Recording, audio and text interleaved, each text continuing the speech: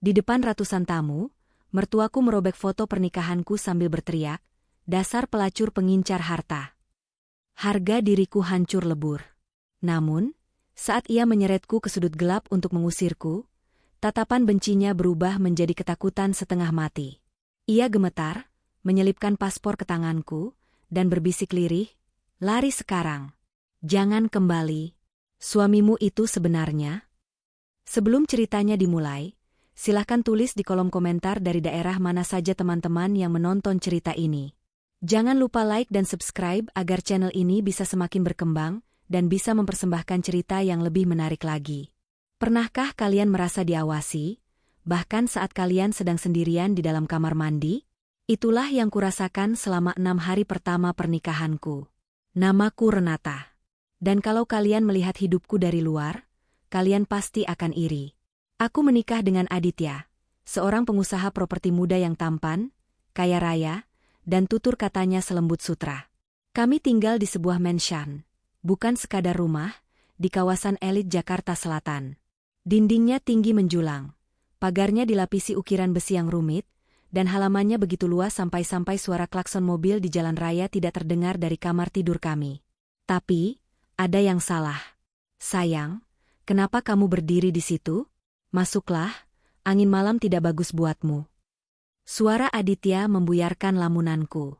Aku sedang berdiri di balkon kamar kami di lantai 2, menatap ke arah gerbang hitam yang tertutup rapat. Aditya berjalan mendekat, lalu memelukku dari belakang. Pelukannya hangat, tapi entah kenapa, selalu terasa seperti lilitan ular. Terlalu erat, terlalu mengikat. "Aku cuma cari udara segar, Mas," jawabku pelan. "Udara di dalam kan sudah diatur AC-nya, Ren. Aku nggak mau kamu sakit." "Kalau kamu sakit, siapa yang menemaniku?" bisiknya di telingaku. Tangannya perlahan menutup pintu balkon, lalu menguncinya. Klik. Suara kunci itu terdengar sangat keras di telingaku. Itu adalah salah satu kebiasaan Aditya yang baru kulihat setelah menikah. Dia tidak suka aku, terlalu jauh darinya. Ponselku, dia yang pegang. Katanya, "Kita lagi masa pengantin baru, sayang. Dunia luar tidak penting. Cuma ada aku dan kamu." Awalnya terdengar romantis, tapi lama-lama, aku merasa terisolasi.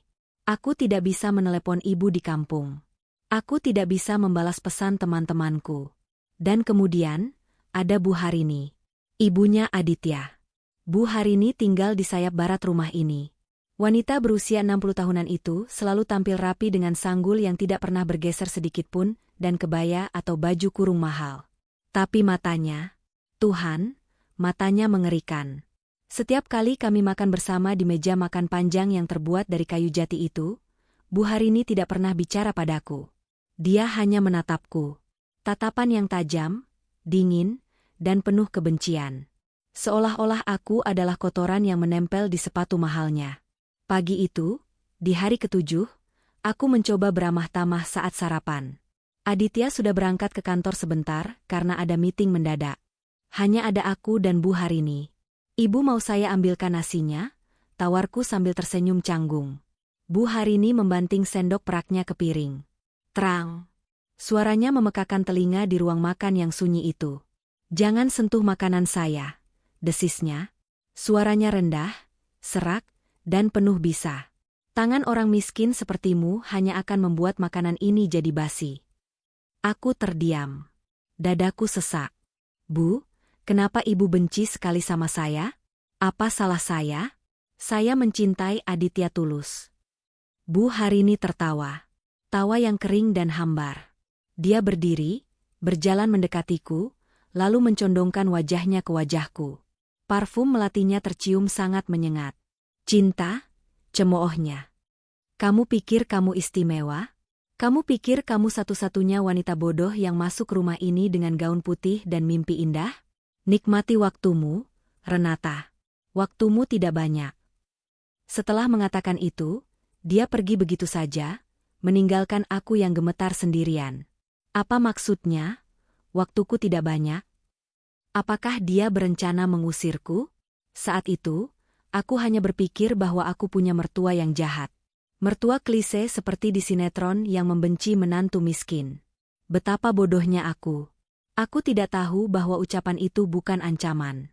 Itu adalah peringatan. Malam harinya, rumah disulap menjadi tempat pesta.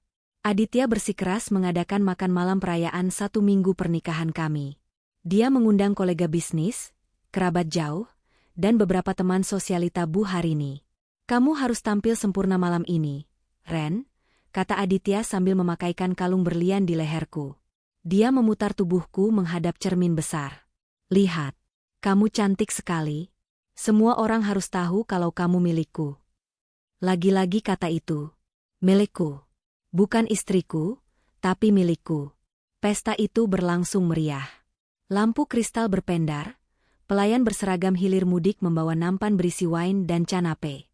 Aku berdiri di samping Aditya, tersenyum sampai pipiku pegal, menyalami tamu-tamu yang tidak kutahu namanya. Mereka menatapku dengan tatapan menilai. Menilai gaunku, menilaiku, seolah bertanya, apa hebatnya gadis biasa ini sampai bisa menikahi Aditya Wardana? Lalu, bencana itu dimulai. Kami sedang berkumpul di ruang tengah. Aditya sedang memberikan pidato singkat, berterima kasih atas kehadiran para tamu. Di dinding ruang tengah itu, terpajang foto pernikahan kami yang sangat besar. Foto itu baru dipasang tadi pagi. Di sana, aku dan Aditya tampak bahagia. Tiba-tiba, Bu Harini muncul dari arah tangga. Dia tidak mengenakan gaun malam seperti yang lain. Dia memakai baju tidur panjang berwarna hitam, rambutnya yang biasa disanggul rapi kini tergerai berantakan. Wajahnya merah padam. Dia terlihat seperti orang gila. Ibu? Aditya berhenti bicara. Senyumnya lenyap. Bu, ibu kenapa turun? Bukannya ibu istirahat? Bu Harini tidak menjawab.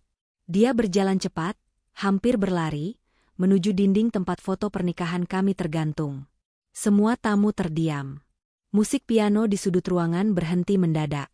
Dengan tenaga yang entah datang dari mana, Bu Harini menarik bingkai foto besar itu sampai paku penyangganya lepas. Braa! Bingkai foto seberat itu jatuh menghantam lantai marmer. Kacanya pecah berhamburan ke segala arah. Beberapa tamu wanita menjerit kaget. Pecahan kaca terpelanting sampai ke dekat kakiku. Tapi Bu Harini belum selesai.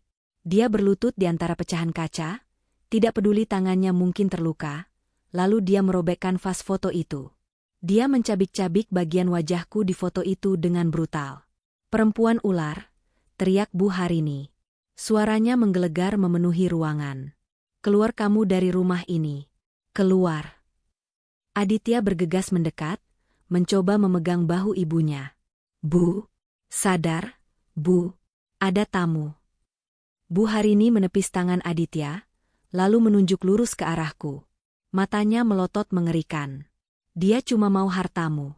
Adit, dia pelacur miskin yang menyusup ke keluarga kita. Aku lihat dia mencuri perhiasanku tadi siang. Usir dia, atau aku yang akan mati di sini sekarang juga. Aku mematung. Air mataku jatuh tanpa bisa kutahan. Semua mata tertuju padaku. Tatapan mereka berubah dari menilai menjadi jijik. Bisik-bisik mulai terdengar. Ya ampun, ternyata dia pencuri. Ibunya sampai semarah itu. Kasihan Aditya, salah pilih istri. Duniaku runtuh. Di malam ketujuh yang seharusnya romantis, aku dipermalukan di depan puluhan orang terpandang. Harga diriku diinjak-injak sampai rata dengan tanah. Aditya menatapku dengan wajah memelas, seolah dia juga korban di sini. Renata, tolong masuk kamar dulu. Biar aku urus ibu. Tolong, jangan bikin keributan lagi. Bahkan suamiku sendiri tidak membelaku. Kekacauan semakin menjadi. Para pelayan sibuk membersihkan pecahan kaca. Tamu-tamu mulai pamit dengan alasan canggung. Aditya sibuk di depan pintu, meminta maaf satu persatu kepada para kolega bisnisnya. Dia meninggalkan ibunya yang masih napas tersengal-sengal di ruang tengah, dan aku yang masih berdiri mematung di dekat pilar. Melihat Aditya lengah, Bu Harini tiba-tiba bangkit. Dia menyambar pergelangan tanganku. Cengkeramannya sangat kuat. Kuku-kukunya menancap di kulitku hingga terasa perih. Ikut aku, bentaknya keras, cukup keras agar pelayan di dapur bisa mendengar. Biar aku yang seret kamu keluar. Dia menarikku kasar menjauh dari ruang tengah, menuju lorong sepi yang mengarah ke pintu samping, akses menuju garasi dan pintu keluar pelayan.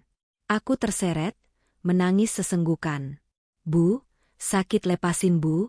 Saya nggak ambil perhiasan ibu. Rintihku. Bu Harini tidak peduli. Dia terus menarikku sampai kami tiba di sudut lorong yang gelap, di balik sebuah lemari hias besar yang menutupi pandangan dari ruang tamu. Tiba-tiba, cengkeramannya mengendur. Wajah marah yang tadi ia tunjukkan di depan tamu lenyap seketika. Matanya yang tadi penuh kebencian, kini berubah drastis. Ada ketakutan luar biasa di sana. Keringat dingin membasahi pelipisnya. Tangannya yang tadi kasar, kini gemetar hebat saat memegang tanganku. Dengar baik-baik, jangan memotong ucapanku, bisiknya. Suaranya begitu lirih, nyaris tak terdengar, kontras sekali dengan teriakannya tadi. Dia merogoh saku baju tidurnya yang longgar. Dengan gerakan cepat, dia menjejalkan sebuah amplop coklat tebal ke tanganku. Di dalam sini ada paspor atas nama orang lain tapi fotonya fotomu. Ada uang tunai dolar Singapura dan rupiah. Ada tiket pesawat yang akan terbang 3 jam lagi. Ucapnya super cepat, matanya liar mengawasi lorong, takut Aditya muncul. Aku bingung. Otakku gagal memproses perubahan drastis ini. Bu, ini apa? Maksudnya apa? Bu Harini menangkup wajahku dengan kedua tangannya. Matanya berkaca-kaca. Renata, kamu harus pergi sekarang. Detik ini juga. Lewat pintu pelayan. Ada taksi yang sudah menunggu di ujung jalan komplek. Namanya Pak Ujang, dia orang kepercayaanku dulu. Tapi kenapa? Kenapa ibu tadi? Aku harus bikin keributan. Potongnya tajam tapi tetap berbisik. Aku harus bikin seolah-olah aku membencimu dan mengusirmu, supaya Aditya tidak curiga kalau aku yang menyuruhmu pergi. Aditya harus berpikir kamu kabur karena sakit hati. Aditya? Kenapa sama Mas Adit? Dia suami saya, Bu. Bu Harini menekan telunjuknya ke bibirku. Air matanya menetes. Dia bukan manusia, Renata. Dia iblis. Bu Harini menelan ludah susah payah. Istri pertamanya, Kirana, dia tidak kabur dengan selingkuhan seperti yang Aditya ceritakan padamu. Kirana hilang tepat 1 minggu setelah menikah. Sama seperti malam ini. Jantungku berhenti berdetak sesaat. 1 minggu. Setiap istri yang dia nikahi, selalu hilang di hari ke-7 atau ke-8. Dia punya obsesi sakit. Dia menikmati proses membuat wanita jatuh cinta, lalu melenyapkan mereka saat cinta itu sedang di puncaknya. Bu Harini meremas bahuku. Kalau kamu tetap di sini malam ini, besok pagi namamu hanya akan jadi kenangan. Kamu akan hilang, Renata. Seperti yang lain. Aku mundur selangkah. Kakiku lemas. Ini gila. Suamiku yang lembut itu? Jangan kembali lagi. Bisik Bu Harini lagi, kali ini lebih mendesak. Dia mendorong punggungku ke arah pintu keluar. Jangan hubungi siapapun. Buang ponsel lamamu. Pakai ponsel yang ada di amplop itu. Pergi. Selamatkan nyawamu, nak. Dari ruang tamu, terdengar langkah kaki mendekat. Suara sepatu pantofel Aditya beradu dengan lantai marmer. Ta, ta, ta. Iramanya tenang, tapi kini terdengar seperti lonceng kematian di telingaku. Bu? Renata? Kalian di mana? Panggil Aditya. Nadanya masih lembut, tapi kini aku bisa mendengar nada dingin di baliknya. Bu Harini mendorongku kuat-kuat hingga aku terhuyung ke pintu. Lari. Aku tidak berpikir lagi. Insting bertahan hidup mengambil alih tubuhku. Aku membuka pintu samping dengan tangan gemetar, lalu berlari keluar. Udara malam menyambutku dengan dingin yang menusuk tulang. Aku masih memakai gaun pesta selutut tanpa lengan. Aku tidak membawa jaket, tidak membawa dompetku sendiri, hanya mendekap erat amplop coklat pemberian Bu Harini di dada. Aku berlari menyusuri jalan setapak di samping rumah, bersembunyi di balik semak-semak bugenvil ketika melihat satpam sedang merokok di pos depan. Untungnya, karena ada pesta, gerbang kecil di samping pos sedikit terbuka. Jantungku berdegup begitu kencang sampai rasanya sakit. Setiap suara angin, setiap gesekan daun, terdengar seperti langkah kaki Aditya yang mengejarku. Apakah dia sudah tahu? Apakah dia melihatku lari? Aku keluar dari gerbang komplek perumahan elit itu. Jalanan sepi. Lampu penerangan jalan temaram. Sesuai kata Bu Harini, sekitar 50 meter dari gerbang, ada sebuah taksi biru tua yang mesinnya menyala pelan. Aku mengetuk kaca jendelanya dengan panik. Sopirnya, seorang pria tua berpeci, langsung membuka kunci pintu. "Neng Renata?" tanyanya saat aku masuk dengan napas memburu. "Iya, Pak. Tolong jalan, Pak. Cepat." Taksi itu melaju. Aku tidak berani menoleh ke belakang. Aku merosot di kursi penumpang, menunduk serendah mungkin agar tidak terlihat dari jendela. Tanganku dengan gemetar membuka amplop coklat itu. Benar saja. Ada sebuah paspor. Aku membukanya. Fotonya adalah fotoku, foto yang pernah diambil Aditya saat kami pre-wedding, tapi diedit sedemikian rupa sehingga latar belakangnya polos. Tapi nama di sana bukan Renata. Tertulis, Dian Sastro. Bukan. Maaf, pikiran kacauku sempat melantur. Tertulis, Wulandari. Tunggu, nama Wulan dilarang dalam instruksi. Aku melihat lagi. Tertulis, Indah Permata. Ya, Indah Permata. Itu nama baruku. Bu Harini sudah menyiapkan ini semua. Sejak kapan? Apakah dia sudah merencanakan ini sejak hari pertama aku menginjakan kaki di rumah itu? Berarti tatapan tajamnya selama ini, bukan kebencian, melainkan rasa kasihan?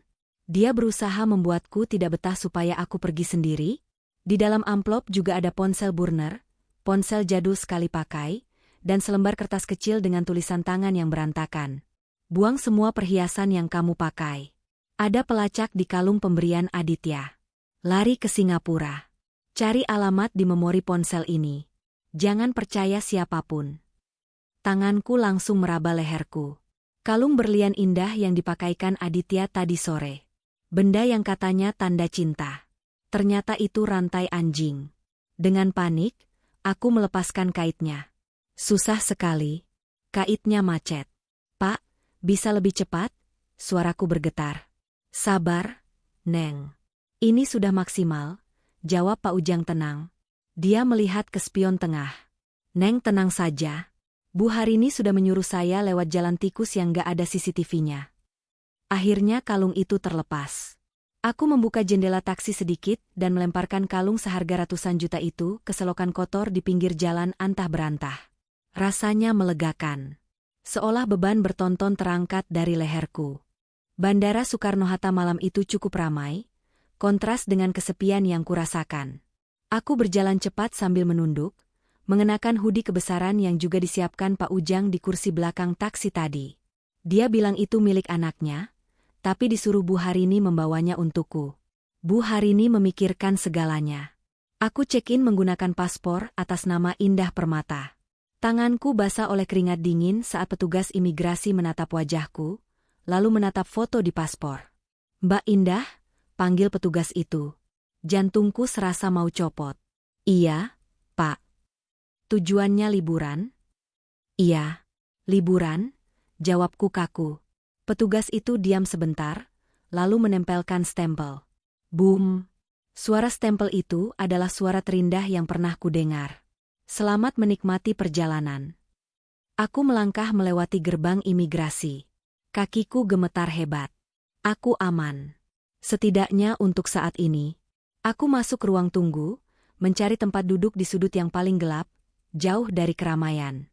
Sambil menunggu panggilan boarding, aku menyalakan ponsel jadul pemberian Bu Harini. Ada satu pesan masuk yang belum terbaca.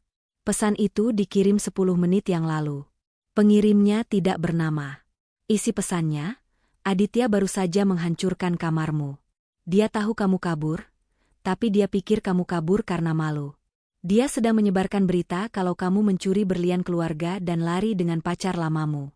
Biarkan saja. Jangan membantah. Biarkan dunia membencimu, asal kamu tetap hidup. Sampai jumpa di kehidupan lain, Nak. Maafkan Ibu." Aku menutup mulutku agar tangisanku tidak pecah. Bayangan wajah Bu Harini yang merobek foto tadi kembali terlintas. Pengorbanannya luar biasa. Dia menghancurkan reputasinya sendiri, menjadi mertua jahat di mata semua orang, hanya untuk memberiku alasan logis untuk pergi tanpa memicu insting pembunuh anaknya. Panggilan terakhir untuk penumpang tujuan Singapura. Suara pengumuman bergema. Aku bangkit berdiri. Aku menatap kaca jendela bandara yang gelap, memantulkan bayangan wajahku yang berantakan, make up luntur karena air mata. Selamat tinggal, Renata yang naif. Selamat tinggal, mimpi pernikahan bahagia. Mulai malam ini, aku adalah pelarian. Aku sedang dikejar oleh hantu masa lalu suamiku sendiri. Dan aku bersumpah, jika aku berhasil bertahan hidup, suatu hari nanti aku akan kembali. Bukan untuk menjadi korban lagi, tapi untuk mengambil kembali apa yang direnggut dariku. Dan untuk mencari tahu apa yang sebenarnya terjadi pada Kirana. Aku melangkah masuk ke garbarata pesawat. Meninggalkan Jakarta. Meninggalkan Aditya sang monster. Dan meninggalkan satu-satunya orang yang menyelamatkanku dengan cara paling menyakitkan, mertuaku. Singapura tidak seindah yang terlihat di kartu pos jika kamu hidup sebagai buronan. Sudah 1 bulan aku di sini. Namaku bukan lagi Renata. Di paspor, di kartu identitas, dan di tempat kerjaku, aku adalah Indah Permata. Aku tidak tinggal di hotel berbintang atau apartemen mewah di kawasan Orchard. Aku menyewa sebuah kamar sempit di daerah Gelang, di sebuah flat tua yang baunya campuran antara lembab, bumbu kari, dan rokok murah. Setiap pagi, aku bangun jam 5. Bukan untuk menyiapkan sarapan suami seperti dulu, tapi untuk bersiap menyikat piring kotor. Aku bekerja di bagian belakang sebuah kedai makan peranakan yang ramai. Tanganku yang dulu dipuji Aditya karena halus dan lentik, kini kasar, kapalan, dan berbau sabun cuci piring yang menyengat. Kulitku mengelupas karena terlalu sering terendam air sabun keras. Tapi aku tidak peduli. Rasa perih di tangan ini membuatku merasa hidup. Itu mengingatkanku bahwa aku masih bernapas, jauh dari jangkauan Aditya. Namun, teror mental itu tidak pernah berhenti. Siang itu, saat jam istirahat, pemilik kedai menyalakan televisi yang menayangkan saluran berita internasional berbahasa Indonesia. Aku sedang makan nasi sisa di sudut dapur, ketika wajah itu muncul di layar. Wajah Aditya. Dia terlihat kurus, matanya cekung, dan ada lingkaran hitam di bawah matanya. Dia sedang diwawancarai oleh kerumunan wartawan di depan gerbang mensyahen kami. Saya sudah memaafkan istri saya, kata Aditya di layar kaca. Suaranya bergetar, aktingnya sempurna. Saya tidak peduli dengan perhiasan atau uang tunai yang dia bawa kabur. Itu tidak ada artinya dibandingkan keselamatan dia. Renata, kalau kamu nonton ini, pulanglah. Ibu sakit memikirkanmu. Kami semua rindu. Jantungku rasanya mau meledak. Dia memutarbalikkan fakta dengan begitu rapi. Di mata publik, aku adalah istri durhaka yang gila harta, yang tega meninggalkan suami sempurna dan mertua yang sedang sakit demi uang dan, mungkin, pria lain. Aditya berhasil membunuh karakterku tanpa perlu menyentuhku. Aku melihat kolom komentar di media sosial lewat ponsel murahan yang kubeli di Pasar Loak. Netizen Indonesia menghujatku habis-habisan. Dasar wanita tidak bersyukur. Suami ganteng kaya raya ditinggal demi selingkuhan. Semoga kena karma. Mereka tidak tahu. Mereka tidak tahu bahwa ibu yang sakit memikirkanmu, itu adalah orang yang sama yang memberiku paspor untuk lari. Mereka tidak tahu bahwa di balik wajah malaikat Aditya, ada monster yang siap memangsa. Rasa takut itu perlahan berubah. Awalnya aku takut ditangkap polisi karena tuduhan pencurian. Tapi melihat senyum tipis Aditya di akhir wawancara itu, senyum yang hanya bisa dikenali oleh orang yang pernah tidur di sebelahnya, aku sadar satu hal. Dia tidak ingin aku dipenjara. Dia ingin aku kembali ke rumah itu supaya dia bisa menyelesaikan apa yang tertunda di malam ke-7. Aku meremas ponsel di tanganku. Aku tidak bisa terus begini, menjadi Indah Permata selamanya, mencuci piring sampai mati dalam ketakutan. Aku harus tahu kenapa. Kenapa aku? Kenapa Kirana? Malam itu, di kamar sempitku yang pengap, aku mengeluarkan ponsel pemberian Bu Harini yang selama sebulan ini kumatikan total. Baterainya masih ada sedikit. Dengan tangan gemetar, aku menekan satu-satunya nomor kontak yang tersimpan di sana selain nomor Bu Harini. Nama kontaknya hanya 1 huruf P. Nada sambung berbunyi. Tut, tut. Setiap detik terasa seperti 1 jam. Aku hampir menutup telepon karena panik, tapi di dering kelima, suara seorang pria menjawab. Suaranya berat, waspada, dan tidak ramah. Halo? Siapa ini? Jangan main-main menelepon nomor ini kalau tidak penting. Aku menelan ludah, tenggorokanku kering. Halo, saya. Saya yang diberi ponsel ini oleh Bu Harini. Hening. Hening yang sangat panjang di ujung sana. Lalu suara itu berubah. Lebih tajam, lebih mendesak. Renata? Iya, jawabku lirih. Demi Tuhan. Saya pikir kamu sudah mati atau tertangkap. Kenapa baru menghubungi sekarang? Pria itu terdengar marah, tapi ada nada lega di sana. Matikan ponselmu sekarang. Jangan bicara apa-apa di telepon.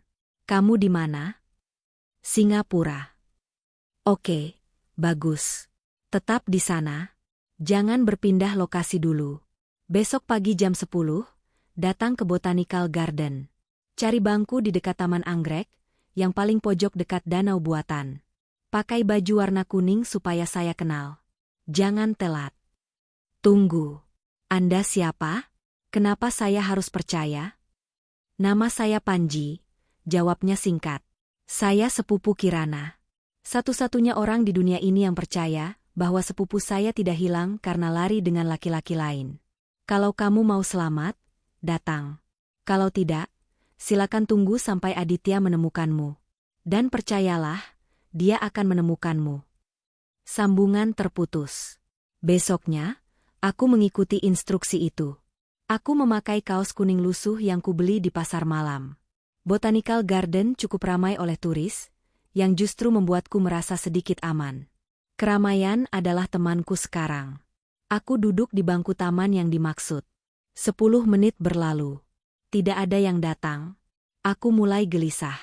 Apa ini jebakan? Apa Panji ini sebenarnya orang suruhan Aditya? Saat aku hendak berdiri untuk pergi, seorang pria duduk di sebelahku. Dia memakai topi baseball yang ditarik rendah dan kacamata hitam. Dia membuka koran, berpura-pura membaca. Jangan menoleh, bisiknya. Lihat ke depan saja. Ada 2 orang yang mencurigakan di pintu masuk taman tadi. Saya harus memastikan mereka tidak mengikuti saya. Jantungku berpacu. Kamu Panji? Ya. Dia melipat korannya perlahan.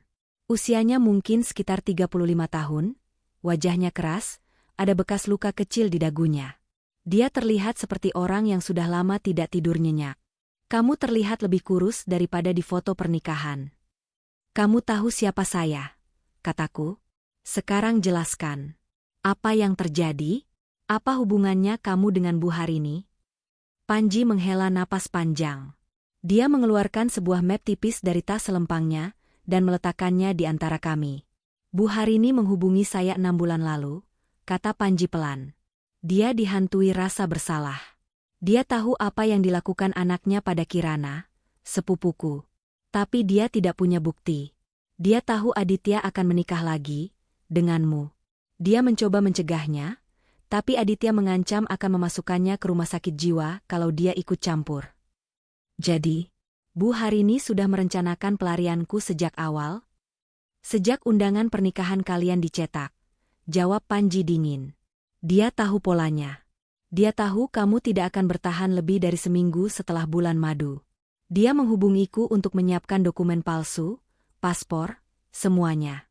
Kami bersekutu dengan satu tujuan, menyelamatkan nyawa korban berikutnya. Kamu. Aku membuka map itu. Isinya adalah kliping koran lama dan foto-foto seorang wanita cantik yang tersenyum ceria. Kirana. Istri pertama. Dia cantik. Gumamku. Dia hamil 2 bulan saat hilang. Sahut Panji. Kata-kata itu menghantamku seperti palu godam. Hamil? Aditya membunuh istrinya yang sedang hamil? Polisi bilang dia kabur. Aditya bilang dia selingkuh. Tapi aku tahu Kirana. Dia cinta mati sama Aditya. Dia baru saja mengirim pesan padaku, bilang dia punya kejutan untuk Aditya. Keesokan harinya, hilang. Seperti ditelan bumi. Panji menoleh padaku, membuka kacamata hitamnya. Matanya merah dan penuh amarah yang ditahan. Renata, kita bukan berhadapan dengan suami yang KDRT. Kita berhadapan dengan predator terencana. Dan sekarang, predator itu sedang lapar karena mangsanya lepas. Kami pindah ke sebuah kafe kecil yang lebih tertutup. Panji membuka laptopnya. Dia adalah seorang jurnalis investigasi independen. Data yang dia kumpulkan selama 2 tahun terakhir membuat bulu kuduku berdiri. Lihat ini, Panji menunjuk layar laptop. Ada sebuah tabel Excel yang rumit. Sebelum menikah dengan Kirana, Aditya pernah bertunangan 2 kali saat kuliah di London. Kedua tunangannya meninggal karena kecelakaan. 1 jatuh dari tangga, 1 tenggelam di kolam renang. Tapi, kenapa tidak ada yang curiga? Tanyaku. Karena Aditya pintar. Dia selalu punya alibi kuat. Saat kejadian, dia selalu berada di tempat umum, terlihat di CCTV, atau sedang bersama banyak saksi. Dan yang paling penting, uang. Panji menggeser layar ke dokumen asuransi. Setiap wanita yang dia dekati selalu punya profil yang sama. Cantik, polos, dan isolated, terisolasi. Jauh dari keluarga, atau yatim piatu, atau hubungan dengan keluarganya renggang. Kamu jarang pulang kampung kan sebelum nikah? Aku mengangguk. Aku sibuk kerja di Jakarta. Jarang ketemu ibu. Itu yang dia cari. Wanita yang kalau hilang, tidak akan ada masa yang mengamuk mencarinya. Dan lihat tanggal polis asuransi ini.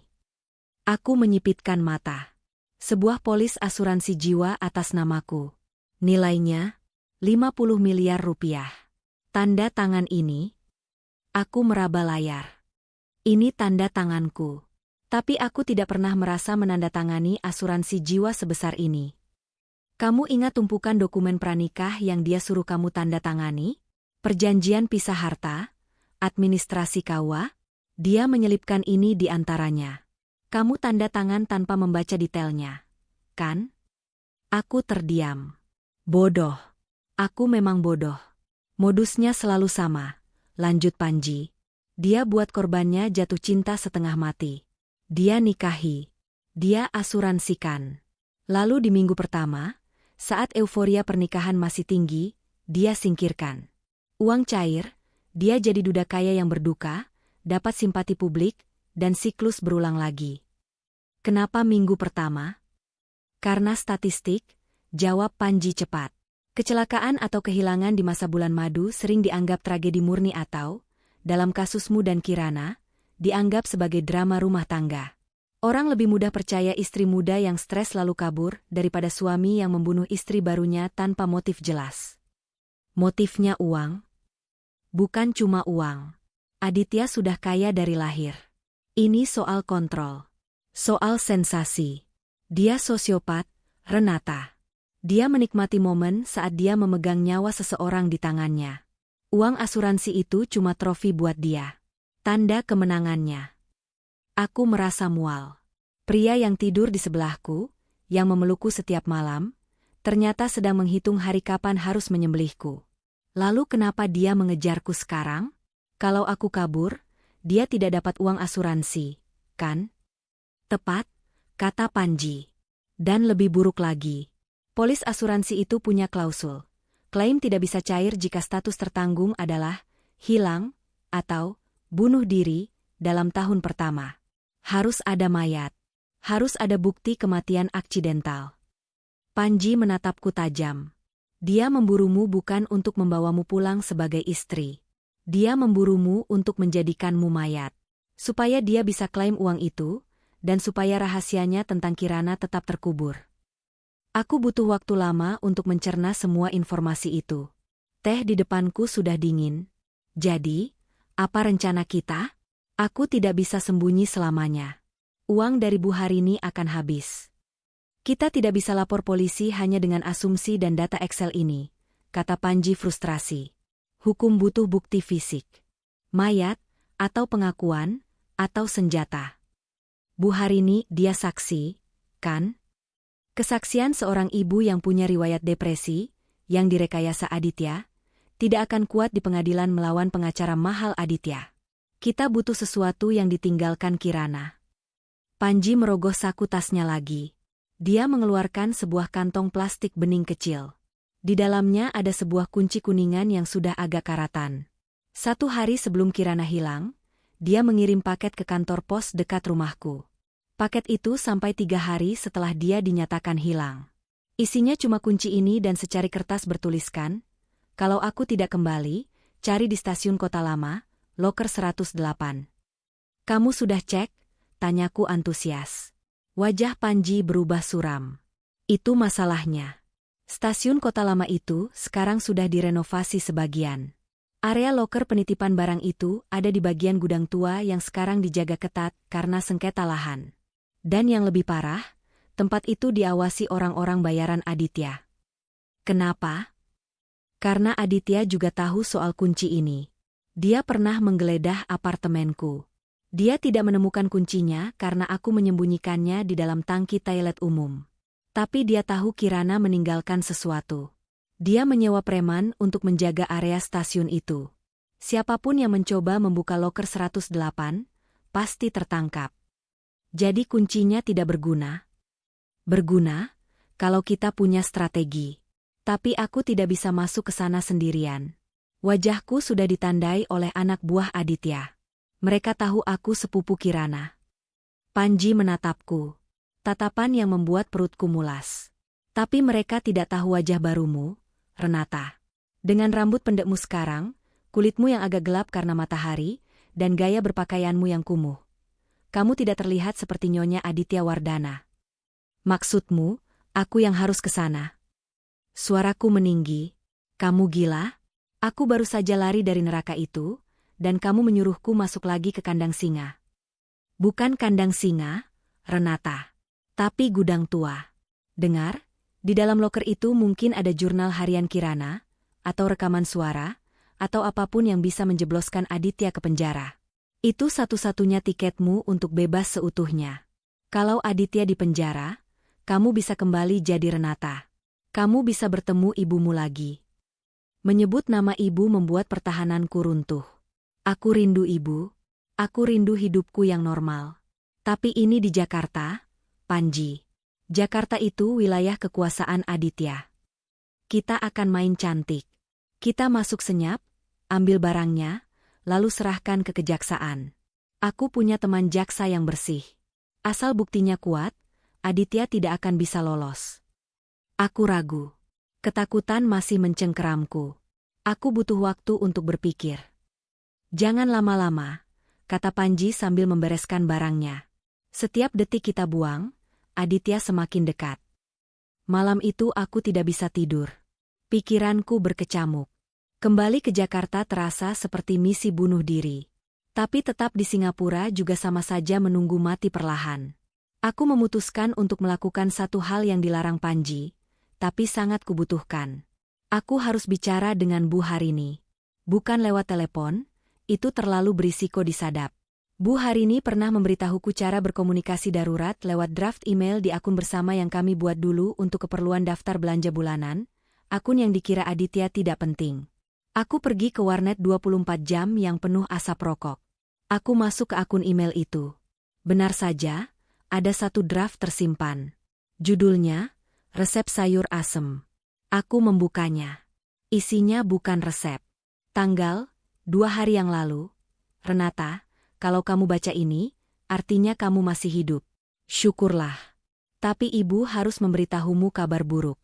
Aditya sudah menyewa pembersih. Seorang detektif swasta sekaligus pembunuh bayaran bernama Guntur. Dia spesialis menemukan orang hilang. Ibu dengar pembicaraan mereka di ruang kerja. Guntur sudah melacak sinyal ponselmu yang sempat aktif sebentar saat kamu sampai di Singapura. Mereka tahu kamu di area Gelang. Lari, nak. Pindah ke Vietnam atau Thailand. Jangan pernah kembali ke Indonesia. Aditya sudah menyiapkan skenario kalau kamu pulang. Kamu akan ditemukan bunuh diri karena depresi. Dia bahkan sudah menyiapkan surat wasiat palsumu. Pergi yang jauh. Lupakan ibu. Ibu sudah tua, biarkan ibu membusuk di sini bersama dosa-dosa keluarga ini. Aku membaca pesan itu berulang-ulang sampai mataku perih. Mereka tahu aku di Gelang. Detektif itu, Guntur, mungkin sudah ada di luar sana sekarang, mengamati flat kumuhku, menunggu saat yang tepat untuk membekapku dan menyuntikkan racun atau apalah. Singapura sudah tidak aman. Saran Bu Harini untuk lari ke Vietnam terdengar logis. Tapi sampai kapan? Sampai kapan aku harus lari? Uangku menipis. Aku tidak punya keahlian bahasa lain. Dan yang paling penting, aku marah. Membaca betapa kejamnya Aditya menyiapkan skenario, bunuh diri, ku membuat rasa takutku berubah menjadi amarah yang dingin. Dia benar-benar ingin menghapusku dari muka bumi. Aku mengetik balasan di bagian bawah draft itu, lalu menghapus jejak histori browser. Bu, terima kasih peringatannya. Tapi aku lelah lari. Kalau aku mati, aku tidak akan mati sebagai pengecut di negeri orang. Aku akan pulang. Aku akan mengambil apa yang menjadi hakku, keadilan. Jaga diri ibu sampai aku datang. Aku keluar dari warnet dengan langkah yang berbeda. Langkahku lebih tegap. Aku menghubungi Panji lewat telepon umum koin. Panji, pesankan tiket, kataku tanpa basa-basi. Kemana? Vietnam? Tanya Panji. Jakarta, jawabku tegas. Kita ambil kunci itu. Kita buka loker 108. Dan kita hancurkan bajingan itu di rumahnya sendiri. Di ujung telepon, aku mendengar Panji menghembuskan napas lega. Itu baru semangat. Temui aku di pelabuhan feri besok pagi. Kita tidak naik pesawat, terlalu banyak pemeriksaan identitas. Kita lewat Batam, lalu naik kapal laut ke Jakarta. Perjalanan akan panjang. Aku tidak peduli, kataku sambil menatap langit malam Singapura yang penuh polusi cahaya. Ayo kita mulai perangnya. Malam itu, untuk pertama kalinya dalam sebulan, aku tidur nyenyak. Bukan karena aku aman, tapi karena aku sudah punya tujuan. Besok, Indah Permata akan mati, dan Renata akan kembali. Tapi bukan sebagai Renata yang lugu. Aku akan menjadi mimpi buruk Aditya.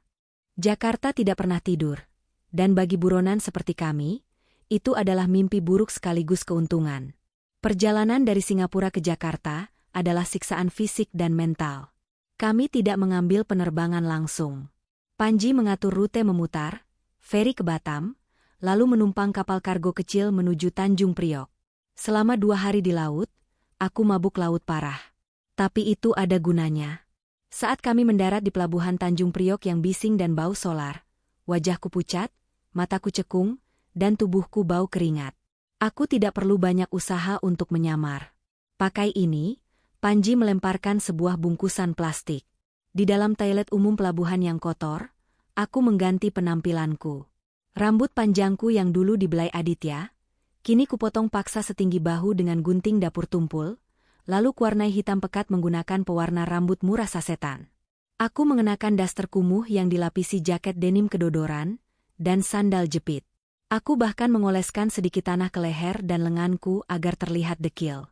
Saat aku bercermin di kaca toilet yang retak, aku tidak melihat Nyonya Renata Wardhana, istri konglomerat. Aku melihat seorang wanita pekerja kasar yang lelah dengan hidup. Sempurna, komentar Panji saat aku keluar. Dia sendiri sudah mengubah penampilannya menjadi seperti sopir truk logistik, lengkap dengan handuk kecil di leher. Sekarang, kita masuk ke zona perang. Kami menyewa sebuah kamar kos harian di daerah padat penduduk di Jakarta Barat. Ganggang sempit di sana begitu sesak, hingga sinar matahari pun sulit masuk. Ini adalah tempat persembunyian yang ideal. Mobil mewah Aditya tidak akan pernah bisa masuk ke sini. Kita bergerak besok siang, kata Panji sambil menggelar peta stasiun tua di lantai kamar yang dingin. Kenapa siang? Karena kalau malam, area gudang stasiun itu sepi. Kehadiran kita akan mencolok. Kalau siang, masih ada aktivitas bongkar muat di sekitar sana. Kita bisa membaur. Bagaimana dengan penjaganya? Tanyaku. Jantungku berdebar kencang setiap kali membayangkan berhadapan dengan orang suruhan Aditya. Ada 2 pos keamanan tidak resmi yang dibuat anak buah Aditya. 1 di gerbang timur, 1 dekat rel mati. Loker 108 ada di koridor tengah, di bangunan bata merah yang atapnya sudah setengah rubuh. Itu area buta. CCTV mati. Panji menatapku serius. Tugasmu hanya 1. Buka loker, ambil barangnya, lalu jalan santai keluar. Jangan lari kecuali terdesak. Kalau kamu lari, kamu menarik perhatian. Malam itu, diiringi suara bising knalpot motor dan tangisan bayi tetangga, aku menatap langit-langit kamar yang berjamur. Aku sedang berada di kota yang sama dengan suamiku. Jarak kami mungkin hanya 20 kilometer. Tapi rasanya seperti kami berada di dua dimensi berbeda. Dia di istana emasnya, merencanakan kematianku, dan aku di selokan, merencanakan kejatuhannya. Rasa takut itu masih ada, tapi kini bercampur dengan adrenalin. Aku meraba saku celanaku, memastikan kunci loker peninggalan Kirana masih ada di sana. Besi dingin kunci itu memberiku kekuatan. Kirana tidak bisa berjuang lagi, jadi akulah yang harus menyelesaikan apa yang dia mulai. Matahari Jakarta terasa menyengat kulit. Debu jalanan bercampur asap knalpot membuat mataku pedih. Kami tiba di kawasan stasiun Kota Lama, sekitar pukul 11 siang.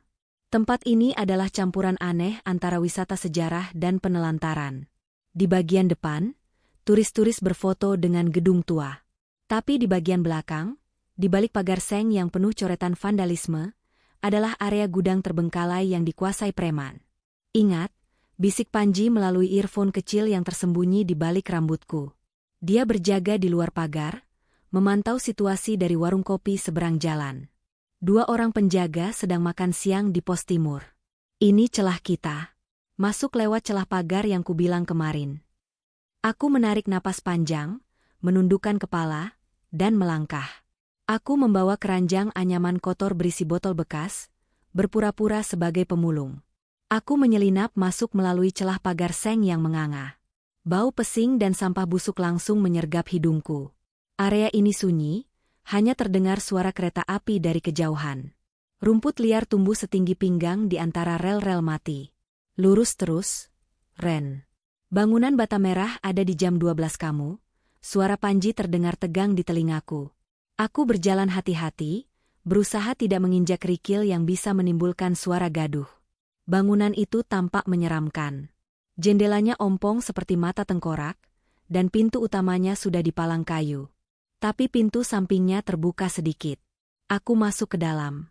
Hawa dingin dan lembab menyambutku. Cahaya matahari masuk menerobos atap yang bolong, menciptakan pilar-pilar debu.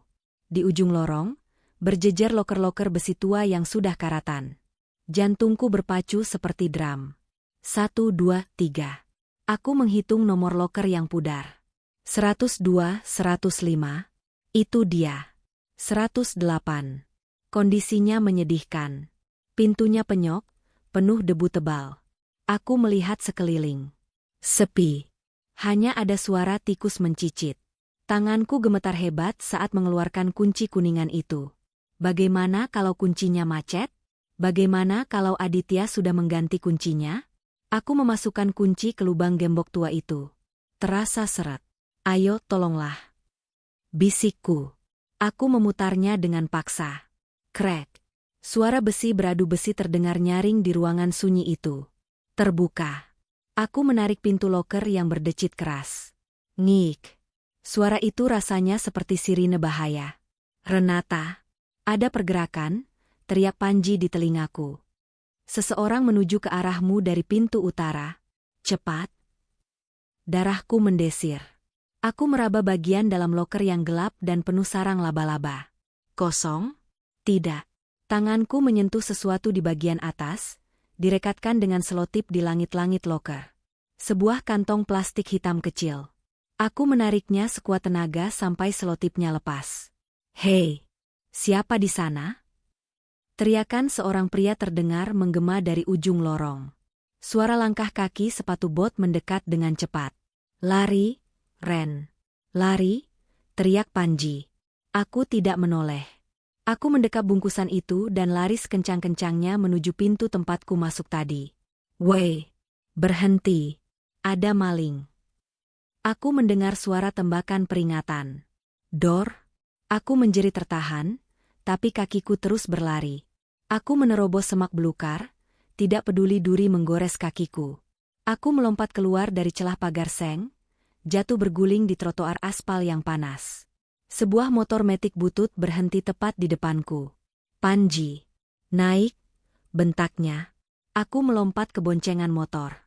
Panji langsung tancap gas, meliuk-liuk di antara kemacetan Jakarta, meninggalkan teriakan-teriakan marah para preman penjaga gudang di belakang kami. Aku memeluk pinggang Panji erat-erat, air mata ketakutan mengalir di pipiku yang kotor. Tapi di balik jaketku, tanganku mencengkeram erat bungkusan plastik itu. Kami berhasil. Kami tidak berhenti sampai tiba di sebuah motel murah di pinggiran Bekasi, jauh dari pusat kota.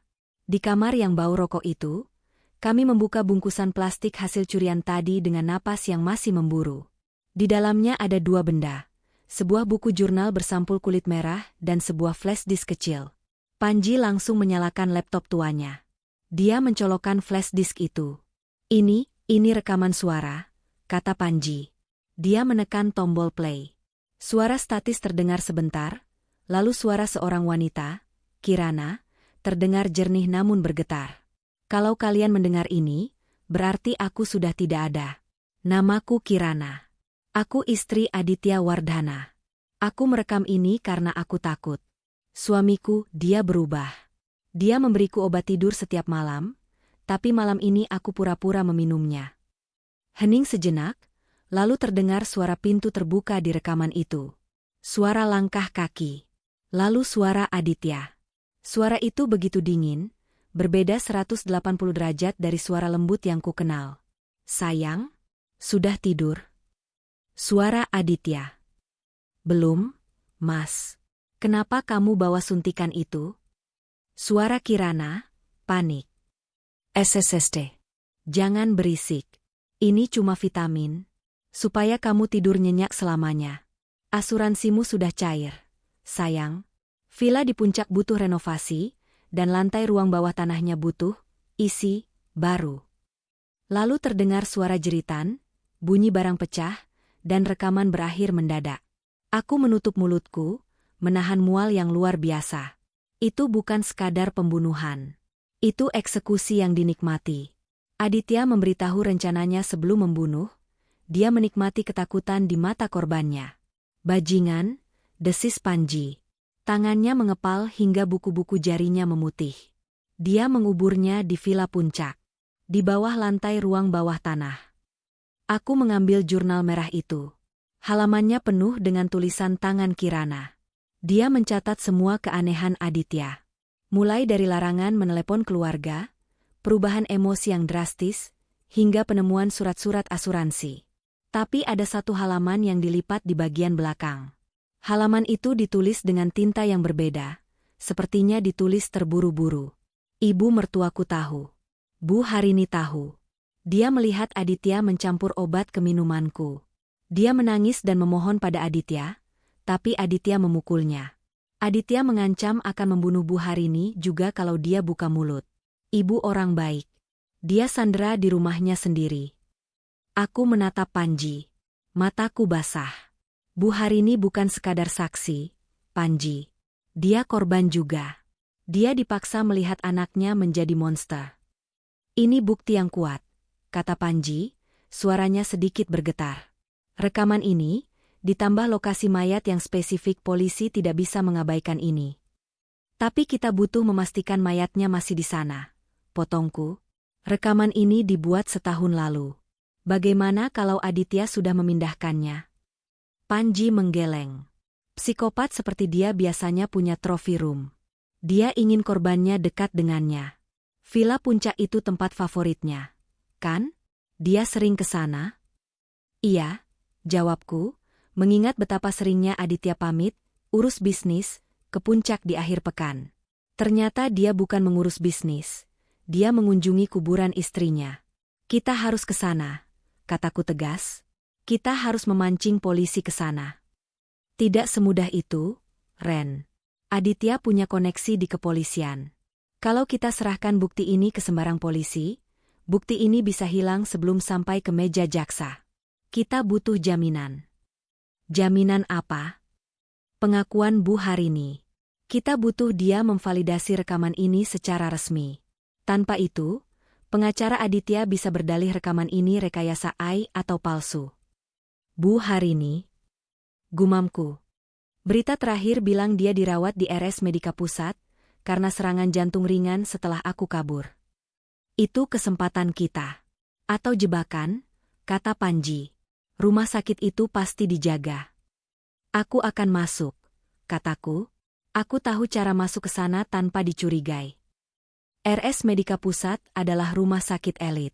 Keamanannya ketat, tapi setiap sistem punya celah. Celah itu bernama jam besuk pelayan. Banyak pasien VIP di sana yang membawa pembantu atau suster pribadi. Aku membeli seragam suster bekas di pasar loak, masker medis, dan kacamata bening.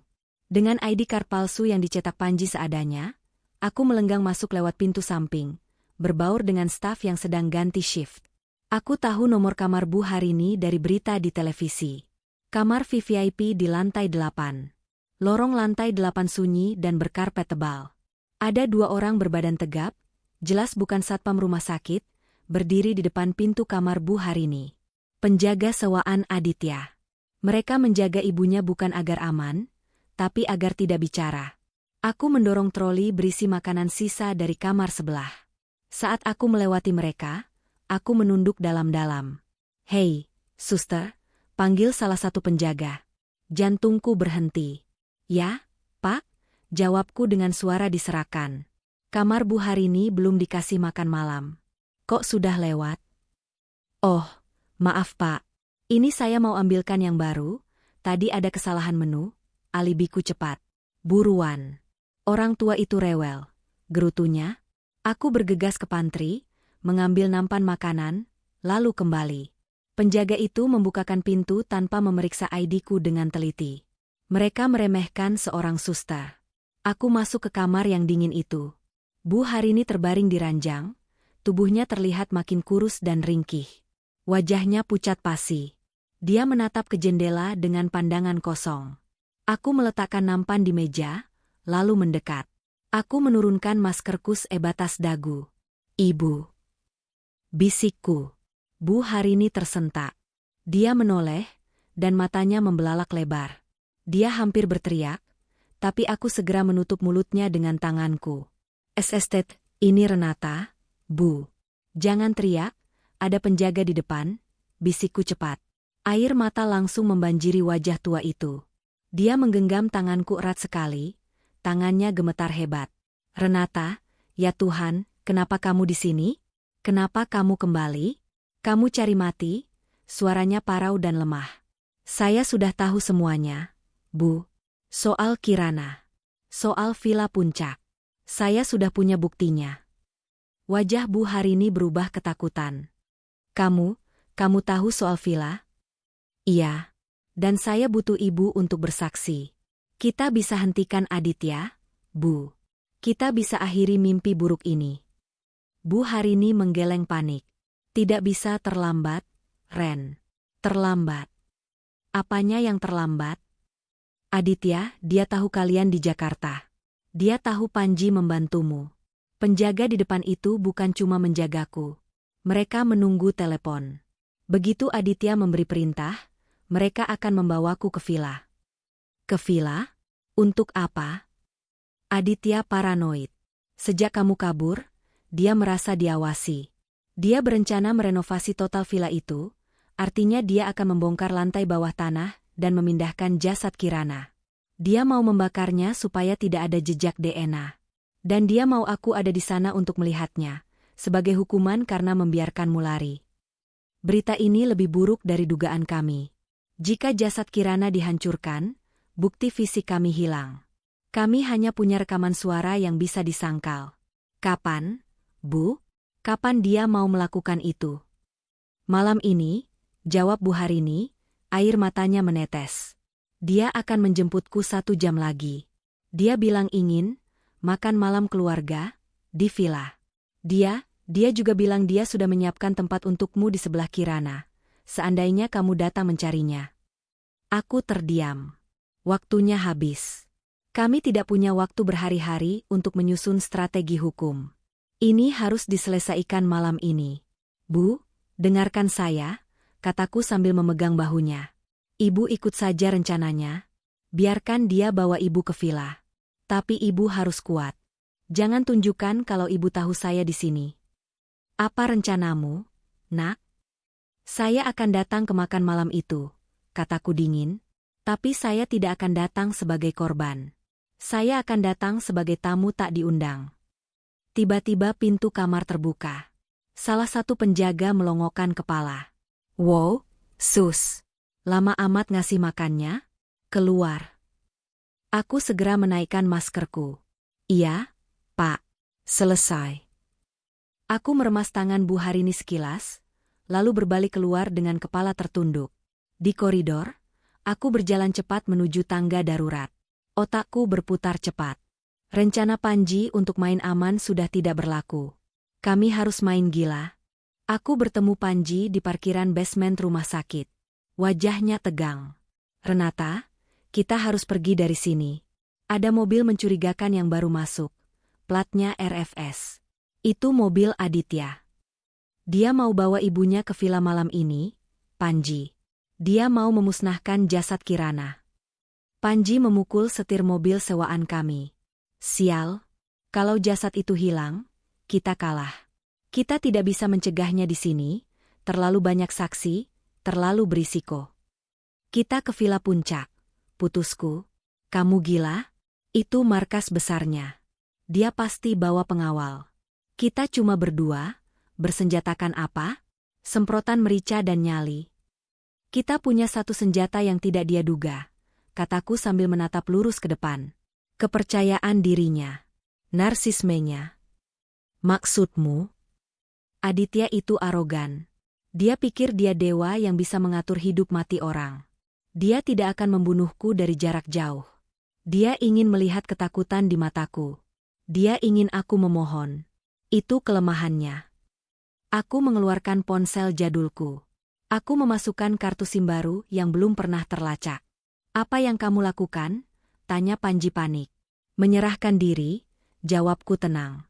Aku menekan nomor Aditya. Nomor yang dulu kuhafal di luar kepala. Tut, tut. Panggilan diangkat pada dering ketiga. Tidak ada suara di sana. Dia menunggu aku bicara. Dia tahu. Halo, Mas Adit. Sapaku. Suaraku kubuat bergetar. Seolah aku sedang menangis dan putus asa. Hening sejenak. Lalu terdengar tawa kecil yang renyah. Tawa yang dulu kuanggap menawan, kini terdengar seperti suara gesekan pisau. Renata, sayang. Akhirnya kamu menelepon. Mas sudah kangen sekali. Suaranya begitu santai, seolah aku baru saja menelepon dari supermarket menanyakan mau titip apa. Aku capek. Mas, Isaku. Air mata buatan mulai keluar. Aku nggak punya uang lagi. Aku takut dikejar-kejar orang. Aku mau pulang. Tentu saja, sayang. Rumah selalu terbuka untukmu. Kamu di mana sekarang? Aku di Jakarta. Tapi aku takut pulang ke rumah. Takut tetangga ngomongin aku. Benar juga. Begini saja. Kebetulan Mas mau ajak ibu cari udara segar ke villa di puncak. Bagaimana kalau kamu menyusul ke sana? Kita makan malam romantis. Kita perbaiki semuanya. Mas janji tidak akan marah soal kejadian foto itu. Mas sudah maafkan. Jebakan terpasang. Dia mengundangku ke tempat pembantaiannya sendiri. Benar Mas nggak marah? Demi Tuhan, Mas mencintaimu, Ren. Datanglah. Mas tunggu jam 8 malam ya. Jangan terlambat, atau makanannya dingin. Klik. Sambungan terputus. Aku menurunkan ponsel. Tanganku dingin sedingin es, tapi hatiku panas membara. Dia termakan umpan, kataku pada Panji. Dia pikir aku menyerah karena kehabisan uang dan mental. Panji menatapku dengan pandangan takjub sekaligus ngeri. Kamu sadarkan, begitu kamu melangkah masuk ke gerbang villa itu, tidak ada jalan kembali? Kalau rencana kita gagal, kamu akan berakhir di sebelah Kirana. Kalau begitu pastikan rencana kita tidak gagal. Kataku, kamu hubungi teman jaksamu. Bilang padanya kita punya lokasi mayat dan pelaku di satu tempat malam ini. Minta dia bawa tim buser. Tapi jangan mendekat sebelum aku beri kode. Kodenya apa? Aku membuka tas, mengeluarkan alat sadap kecil berbentuk kancing baju yang kami beli di pasar gelap Glodok kemarin. Aku akan pakai ini. Ini terhubung langsung ke ponselmu. Saat Aditya mengaku, dan dia pasti akan mengaku karena dia sombong, kamu rekam semuanya secara live. Begitu dia menyebut kata, membunuh, atau Kirana, serbu masuk. Panji mengangguk pelan. Dia menyalakan mesin mobil. Baiklah, Nyonya Wardana, katanya dengan senyum miring yang getir. Mari kita pergi makan malam. Mobil kami meluncur membelah kemacetan Jakarta menuju jalan tol Jagorawi. Di luar, hujan mulai turun deras. Langit seolah tahu, malam ini akan ada badai darah. Aku menyandarkan kepala di kaca jendela, melihat butiran air hujan yang berlomba turun. Tunggu aku, Kirana. Malam ini, kita pulang.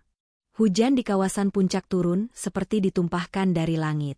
Kabut tebal menyelimuti jalanan berkelok, membuat jarak pandang hanya tersisa beberapa meter. Mobil sewaan Panji berhenti di balik rimbunan pohon pinus, sekitar 100 meter dari gerbang villa keluarga Wardana. Villa itu berdiri angkuh di atas bukit. Bangunan bergaya kolonial dengan dinding batu alam yang kokoh. Dari jauh, cahaya kuning hangat memancar dari jendela ruang tengah, memberikan ilusi kenyamanan di tengah badai. Tapi aku tahu, itu bukan cahaya rumah. Itu cahaya tungku pembakaran. Cek alatnya sekali lagi, kata Panji tegang. Dia menyerahkan air patch kecil padaku. Aku meraba kancing kedua di blusku. Di baliknya, mikrofon supersensitif sudah terpasang. Sudah nyala. Lampu indikatornya mati, jadi aman. Ingat, Ren. Aku dan tim Buser ada di sini. Jaksa Ardian sudah memberi lampu hijau untuk menyerbu hanya jika ada bukti verbal langsung, atau ancaman nyawa yang terdengar. Jangan ambil risiko konyol. Kalau dia mulai main fisik, teriakkan kata kuncinya, merah. Aku mengangguk. Tanganku dingin, tapi anehnya, tidak gemetar lagi. Rasa takut itu sudah membeku menjadi tekad. Aku turun di sini. Doakan aku, bisikku. Aku keluar dari mobil, membiarkan hujan membasahi tubuhku seketika. Aku berjalan kaki menuju gerbang villa yang tinggi. Aku menekan bel intercom. Kamera CCTV di pilar gerbang berputar ke arahku. Siapa? Suara penjaga terdengar dari speaker. Renata. Istri Pak Aditya, jawabku lantang, mengalahkan suara guntur. Hening sejenak. Gerbang besi otomatis itu terbuka perlahan dengan suara berdenging yang menyayat. Aku melangkah masuk ke halaman luas. Di teras depan, Aditya sudah berdiri menunggu. Dia mengenakan sweater rajut warna krem dan celana santai, memegang gelas wine. Dia terlihat begitu normal, begitu tampan. Seperti pangeran yang menyambut putrinya pulang. Sayang, serunya. Dia menaruh gelasnya dan berlari kecil menuruni tangga teras, menerobos hujan untuk memelukku. Pelukannya erat, hangat, dan menakutkan. Kamu basah kuyup, bisiknya di telingaku. Mas khawatir sekali. Mas pikir kamu gak akan datang. Aku membiarkan dia memelukku. Di balik punggungnya, mataku menatap kosong ke pintu depan yang terbuka lebar, tampak seperti mulut raksasa yang siap menelan mangsa. Aku kedinginan, Mas, cicitku pelan. Aku mau masuk. Ayo, ayo masuk. Ibu sudah menunggu di dalam. Kita makan malam sama-sama ya. Dia menuntunku masuk. Di ruang tengah yang mewah, perapian menyala terang. Di sofa tunggal dekat perapian, Bu Harini duduk kaku seperti boneka rusak. Wajahnya lebih pucat dari mayat. Matanya merah dan bengkak. Ada dua orang pria berbadan tegap, pengawal, berdiri di sudut ruangan, berpura-pura sibuk dengan ponsel mereka. Ibu. Panggilku. Bu Harini menoleh pelan. Saat melihatku, ada kilatan horor di matanya. Dia menggeleng sangat pelan, hampir tak terlihat. Jangan lari. Itu arti tatapannya. Tapi aku tersenyum tipis padanya. Tenang, Bu. Kita akhiri ini malam ini. Duduklah, sayang, kata Aditya riang. Mas sudah suruh Koki masak steak favoritmu. Masak sendiri loh, spesial buat menyambut istri Mas yang nakal ini. Aku duduk di kursi makan yang berhadapan langsung dengan Bu Harini. Aditya duduk di kepala meja, di antara kami. Posisi yang dominan. Di luar, petir menyambar keras. 2 ar. Lampu villa sempat berkedip sebentar. Permainan dimulai. Makan malam itu adalah siksaan. Aditya memotong daging steaknya dengan presisi bedah. Pisau beradu dengan piring porselen menciptakan bunyi denting yang ritmis. Dia bercerita tentang bisnisnya yang lancar, tentang rencana liburan ke Eropa bulan depan, seolah-olah istrinya tidak baru saja buron selama sebulan. Jadi, Aditya meletakkan pisau dan garpunya, lalu menatapku lekat. Gimana rasanya jadi orang miskin di Singapura? Ren? Mas dengar kamu jadi tukang cuci piring? Sayang sekali tangan sehalus ini jadi kasar. Dia meraih tanganku di atas meja, mengusap telapak tanganku yang kapalan dengan jempolnya. Itu hukuman buat aku, Mas, jawabku, mengikuti skenario. Aku sadar aku salah. Aku nggak bisa hidup susah. Aditya tersenyum puas. Egonya terbelai. Bagus kalau sadar. Mas itu cinta mati sama kamu. Mas rela lakukan apa saja supaya kamu nggak pergi lagi. Apa saja. Dia menuangkan anggur merah ke gelasku. Cairan merah pekat itu berputar di dalam gelas kristal. Minumlah. Ini vintage terbaik. Biar kamu tenang. Aku menatap gelas itu. Aku tahu isinya. Pola yang sama dengan Kirana. Obat tidur dosis tinggi, atau mungkin pelemas otot. Aku melirik Bu Harini. Tangan wanita tua itu meremas taplak meja hingga buku jarinya memutih. Dia ingin berteriak melarangku, tapi tatapan salah satu pengawal di sudut ruangan membuatnya terkunci. Kenapa? Sayang? Nggak mau minum? Tanya Aditya, nadanya mulai turun 1 oktav. Matanya menyipit.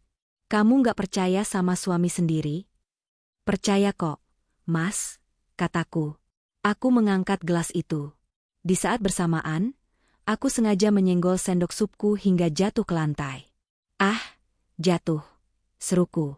Saat Aditya refleks menunduk melihat ke arah sendok, dengan gerakan super cepat aku menumpahkan sebagian besar isi gelas itu ke dalam serbet tebal di pangkuanku, lalu berpura-pura meneguk sisanya sedikit. Aku menyeka bibirku, seolah baru saja minum banyak. Enak, Mas, kataku. Aditya kembali tegak, tersenyum lebar. Habiskan. Beberapa menit berlalu. Aku mulai berakting. Aku memijat pelipisku. Mataku kubuat sayu. Mas, kok kepalaku pusing ya? Keluhku, suaraku kuseret-seret. Mungkin karena capek perjalanan. Sayang, jawab Aditya santai. Dia tidak panik sama sekali. Dia justru terlihat bersemangat. Ngantuk banget. Aku menjatuhkan kepalaku ke meja berbantalkan lengan. Tidurlah, Renata. Tidur yang nyenyak, bisik Aditya. Aku mendengar suara kursi digeser. Aditya berdiri. Dia berjalan ke arahku. Bu, kata Aditya pada ibunya. Ikut aku ke bawah. Kita selesaikan urusan renovasi malam ini. Adit, tolong jangan. Suara Bu Harini pecah. Dia sudah pulang, Dit. Biarkan dia hidup. Diam, bentak Aditya. Suaranya menggelegar. Ibu mau ikut jalan kaki, atau mau diseret sama mereka? Dia menunjuk 2 pengawal itu. Aku merasakan tangan Aditya mengangkat tubuhku. Dia kuat sekali. Dia memapahku, atau lebih tepatnya menyeretku, keluar dari ruang makan, menuju sebuah pintu kayu tebal di balik tangga utama. Pintu menuju ruang bawah tanah. Aku memejamkan mata, membiarkan tubuhku lemas total. Jantungku berdetak begitu kencang sampai aku takut dia bisa mendengarnya. Sekarang, Panji, dengar ini baik-baik. Udara di ruang bawah tanah itu lembab dan berbau tanah basah. Dan ada bau lain yang samar tapi tajam, bau bahan kimia pembersih lantai. Aditya mendudukanku di sebuah kursi kayu tua di tengah ruangan, lalu mengikat tangan dan kakiku dengan tali plastik kableties. Zret. Ikatan itu kencang dan menyakitkan. Dia benar-benar profesional. Aku membuka mataku sedikit, mengintip lewat bulu mata. Ruangan ini luas, dindingnya beton kasar. Hanya diterangi 1 lampu gantung remang-remang. Di sudut ruangan, ada tumpukan sak semen dan sekop. Dan di lantai, ada 1 bagian semen yang warnanya sedikit berbeda dari sekitarnya. Kotak persegi panjang. Ukuran manusia. Aditya berdiri di depan, kuburan, semen itu, membelakangiku. Dia berbicara pada lantai. Hai, Kirana. Lihat siapa yang datang. Istri baruku. Dia agak bandel, suka kabur-kaburan. Sama kayak kamu dulu yang mau kabur ngadu ke sepupumu itu. Darahku membeku. Dia berbicara pada mayat Kirana seolah sedang curhat pada teman lama. Bu Harini berdiri di dekat pintu, dijaga satu pengawal. Dia menangis tanpa suara, menutup mulutnya dengan tangan. Aditya berbalik menatapku. Dia pikir aku sudah pingsan total. Dia menepuk pipiku pelan. Plah, plah. Cantik sekali, gumamnya. Sayang sekali harus dihancurkan. Tapi kamu bikin kesalahan fatal, Ren. Kamu lari. Kalau kamu nggak lari, kamu masih bisa hidup enak seminggu lagi sampai asuransinya cair. Dia berjalan ke arah tumpukan peralatan tukang. Dia mengambil sebuah palu besar, godam. Bu, lihat sini, perintah Aditya tanpa menoleh. Lihat anakmu bekerja. Ini seni, Bu. Seni menghilangkan jejak. Adit, kamu sakit jiwa? Isak Bu Harini. Sakit? Aditya tertawa. Tawa yang bergema mengerikan di ruang beton itu. Aku jenius, Bu. 2 tunangan di London, Kirana, dan sekarang Renata. Semuanya bersih. Polisi bodoh itu nggak pernah nemu bukti. Kenapa? Karena aku teliti. Aditya menunjuk lantai semen itu dengan palunya.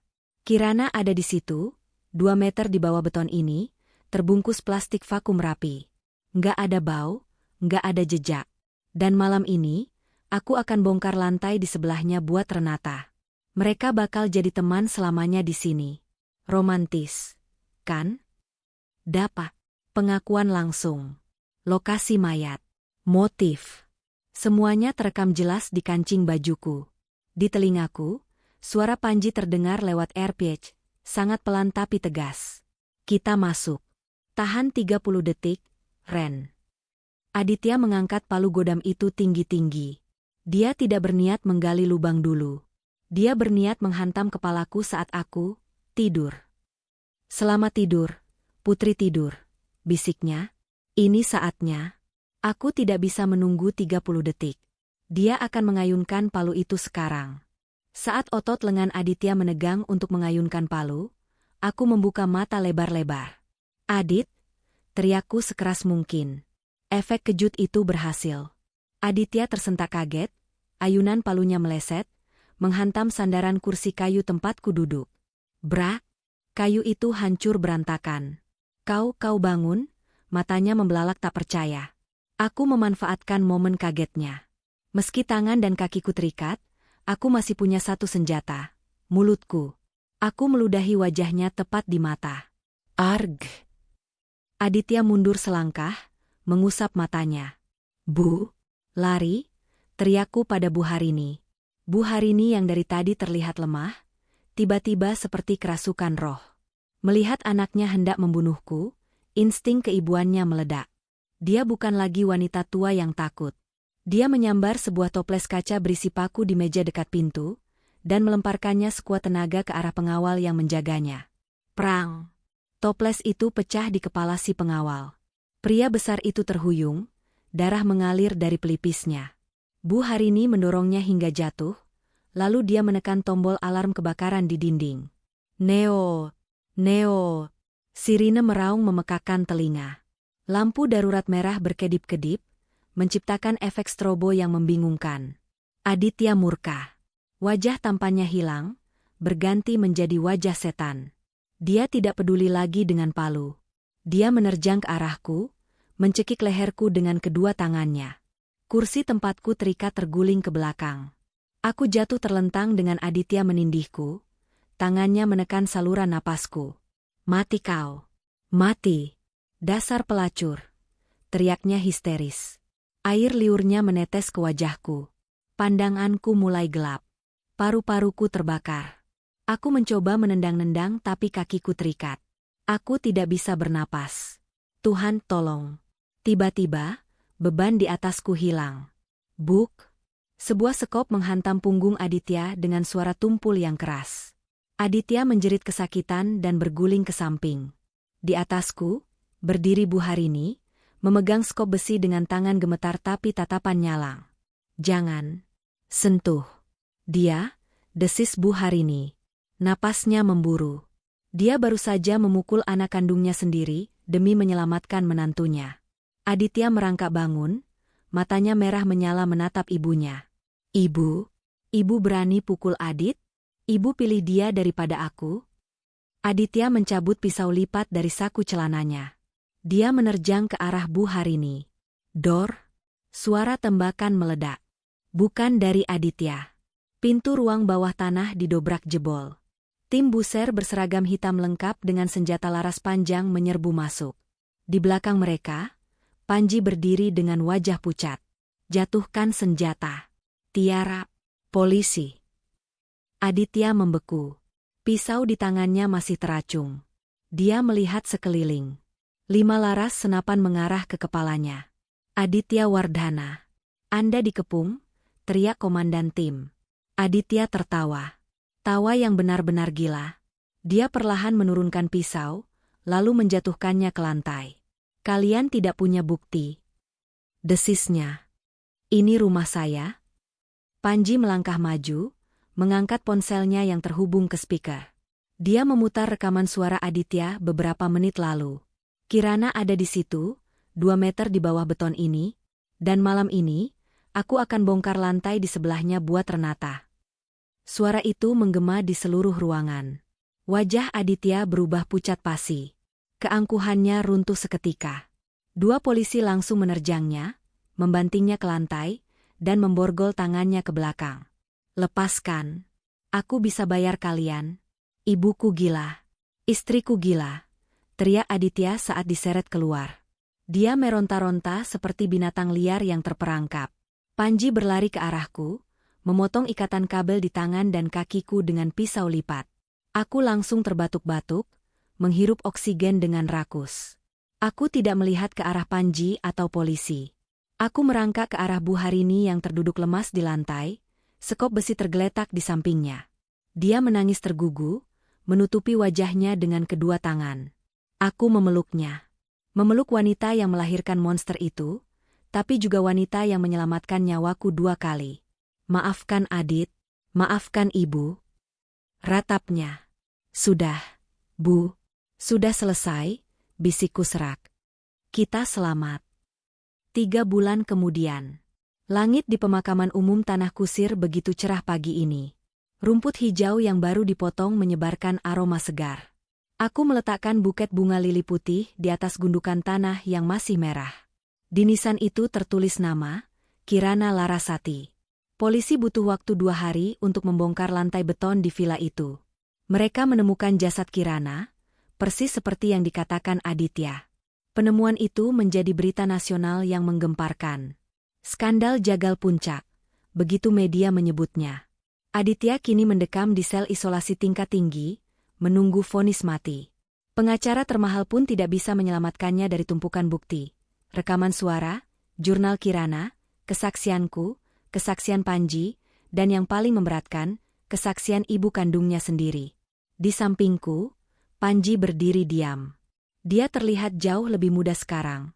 Beban di pundaknya sudah terangkat. Dia akhirnya bisa istirahat tenang, kata Panji pelan. Terima kasih, Panji. Kalau kamu nggak nekat balas teleponku waktu itu, mungkin namaku sudah ada di nisan sebelah ini, kataku. Panji tersenyum tipis. Kamu yang menyelamatkan dirimu sendiri, Ren. Aku cuma sopir. Kami berjalan keluar dari area pemakaman. Di gerbang, sebuah mobil sederhana menunggu. Kaca jendelanya terbuka. Bu Harini duduk di sana. Dia tidak lagi memakai kebaya mahal atau sanggul kaku. Rambutnya dipotong pendek, beruban sepenuhnya, dan dia memakai baju katun sederhana. Wajahnya terlihat tua dan lelah. Tapi matanya damai. Tidak ada lagi tatapan tajam penuh ketakutan. Aku masuk ke dalam mobil. Sudah pamit sama Kak Kirana? Tanya Bu Harini lembut. Sudah, Bu, jawabku. Aku menggenggam tangannya yang keriput. Bu Harini telah menjual semua aset keluarga Wardhana. Rumah mewah, villa, mobil-mobil, semuanya. Sebagian besar uangnya disumbangkan ke Yayasan Perlindungan Perempuan dan Panti Asuhan sebagai penebusan dosa. Sisanya dia gunakan untuk membeli rumah kecil di pinggiran Bandung, tempat kami akan memulai hidup baru. Ya, kami. Dunia mungkin berpikir aneh, seorang mantan menantu tinggal bersama mantan mertua yang anaknya mencoba membunuhnya. Tapi mereka tidak mengerti ikatan kami. Kami adalah dua veteran perang yang selamat dari medan tempur yang sama. Siapa lagi yang bisa mengerti trauma kami selain satu sama lain? Renata, panggil Bu Harini saat mobil mulai melaju meninggalkan Jakarta. Ya, Bu. Foto itu. Bu Harini mengeluarkan sebuah bingkai foto kecil dari tasnya. Itu adalah foto pernikahan kami yang dulu dia robek. Dia sudah menyatukannya kembali dengan selotip bening. Tapi dia melakukan sesuatu yang unik. Dia menggunting bagian wajah Aditya sampai hilang sepenuhnya. Kini di foto itu hanya ada aku yang tersenyum dalam balutan gaun pengantin, dan di sebelahnya, di tempat wajah Aditya seharusnya berada, dia menempelkan potongan foto dirinya yang sedang tersenyum.